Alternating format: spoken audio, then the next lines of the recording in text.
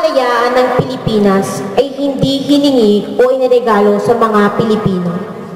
Ito ay kanilang ipinaglaban, lalong-lalo na ng mga anak, dalita at mga magsasaka. Mahirap man ang kanilang buhay at puro patago ang mga pagkilos at pag-oorganisa, ay nagawa nilang posible ang kalayaan. Ngunit hindi lamang mga Pilipino ang nagnais makakamit nito. Tumulong din sa pagbubuo ng maliliit na grupo ang mga paring Kastila na ipinanganak sa Pilipinas. Kasama sa mga paring ito sina Padre Jose Burgos, Padre Jose Gomez, at Padre Jacinto Zamora. Ang mga paring ito ang bumuo sa mga grupo ng mga estudyante ng University of Santo Tomas. Binigyan nila ng edukasyon ang mga estudyanteng ito tungkol sa usaping independensya. Inorganisan nila ang mga eskwelahan upang bumuo ng mga student rallies.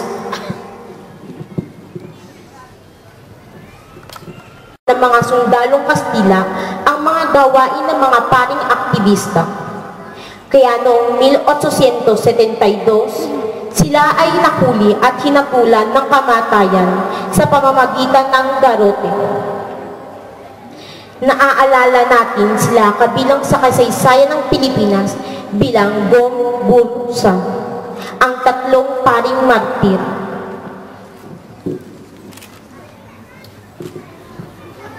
Ang tatlong pari ay hindi naging hadlang upang ipagpatuloy ng mga Pilipino ang kanilang pakikipaglaban para sa kalayaan. Ginamit nila ang kanilang karunungan sa pagsusulat para ipahayag ang kanilang layunin.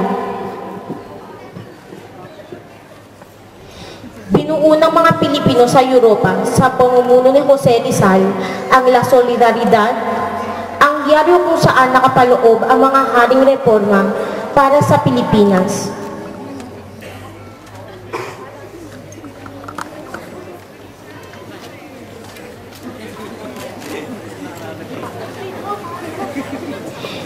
Tinawag sa kasaysayan ng propaganda movement sa Maynila. Sa kawalan ng pondo at hindi pagsasakatumparan ng konkretong pagbabago, si Rizal ay dinakip at ipinatapon sa dapitan at ang diga ay natigil. At sa loob ng kulungan, isinulat niya ang 2 aklat na umantig sa puso ng bawat Pilipino. Ang Noli Me Tangere at El Filibusterismo. Sa mga aklat na ito, nakasulat ang paghihirap at pang-aabuso sa mga Kastila ng mga Pilipino. Pangulong Rizal ay natigil ang propaganda movement.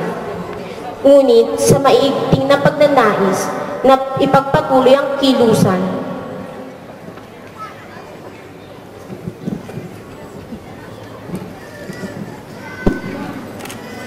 pinangunahan ni Apolinario Mabini ang pagpapanumbalik ng La Solidaridad sa Europa at samantalang si Andres Bonifacio naman ang nanguna sa La Liga Filipinas sa Maynila upang makamit ang pagkakapantay-pantay ng batas ng mga Pilipino at mga Kastila na ibilang ang Pilipinas na isa sa mga probinsya ng Espanya, pagsasatagalog ng mga misang Katolika sa mga parokya, at ang pagbibigay ng kalayaan sa bawat Pilipino.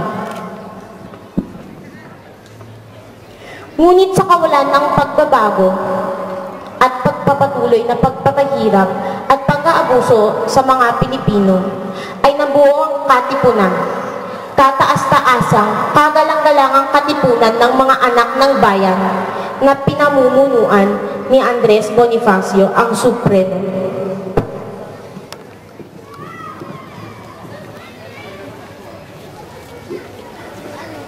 Upang mapabilang sa katipunan,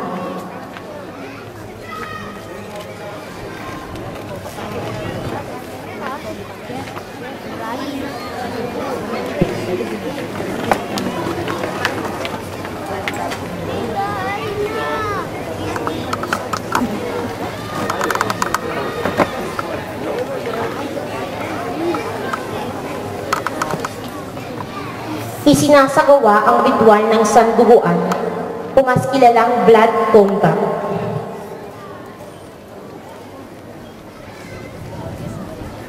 Sa pamamagitan nito ay nagiging matibay ang kapatiran at ang pag-ibig sa bayan.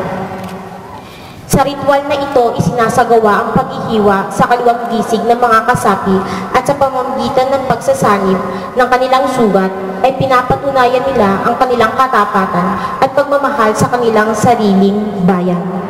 Nang sumiklab ang revolusyon, si Rizal ay patuloy pa rin nakakulong sa dapitan bilang isang politiko. Hindi naibigan ni Rizal ang binuong kapatiran ni Andres Bonifacio. Ngunit sa kabila nito, ang kanyang mga sinulat ang nagbigay inspirasyon sa revolusyon. Mula sa dapitan ay inilipat siya ng kulungan sa Fort Santiago.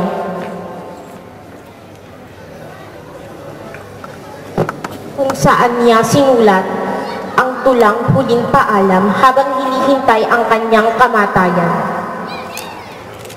At noong isang bukang liwayway ng ika-30 ng Disyembre 1896,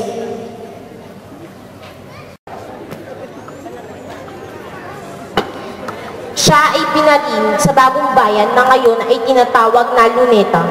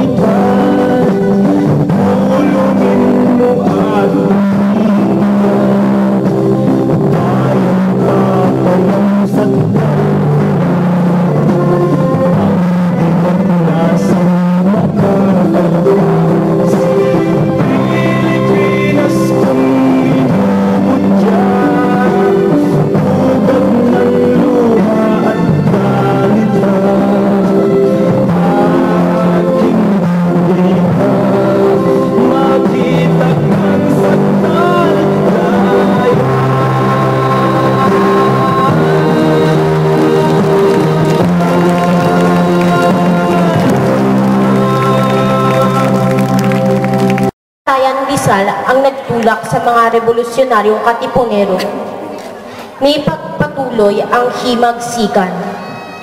Galit ang kanilang naramdaman sa pagkawala ni Jose Rizal.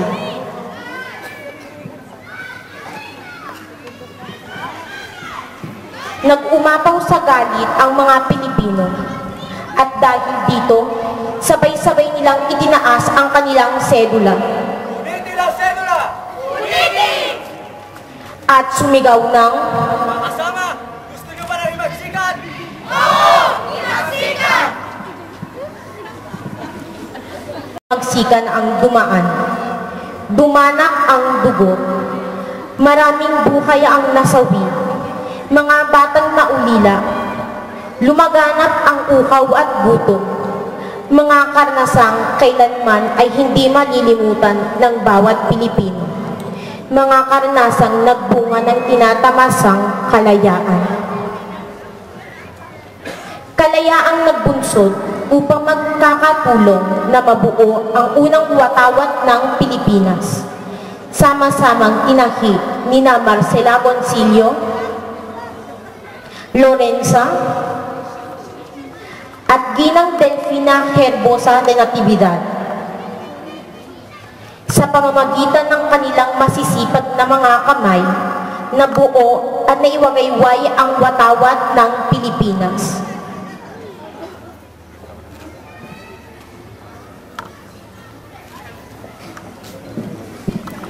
Hintay ng mga Pilipino upang maranasan ang sinasabing kalayaan.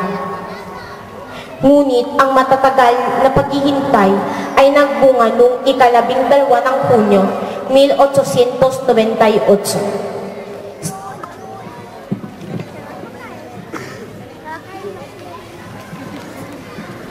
Sa Kawit, Cavite, unang iminagayway ang watawat ng Pilipinas at inawit ang lupang hinirang na naging pangbansang awit ng Pilipinas.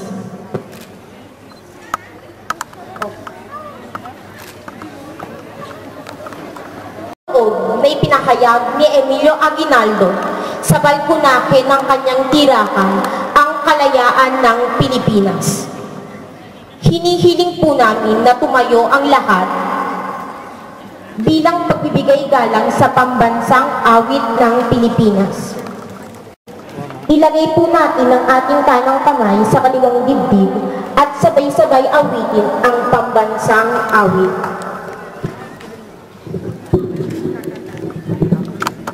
Bayang magiling, perlas ng silanganan, alam ng puso, sa dibdib mo'y buhay. Lupang hinirang, luyang ka ng magitin, sa manlulupit, di ka pasisiil, sa dagat at bundok, sa simoy at sa langit ng dughang. May dilag ang tula at awit sa paglayang minamahal, at sikap ng watawat mo'y tagumpay na nagniningning. Ang bituin at araw niyang kailan pa may di magdidilim. Lupa ng araw ng luwan, hatid pagsinta, duhay ang langit sa piling mo. Aming ligaya ng pagnay ng ating ang mamatay ng dahil sa'yo.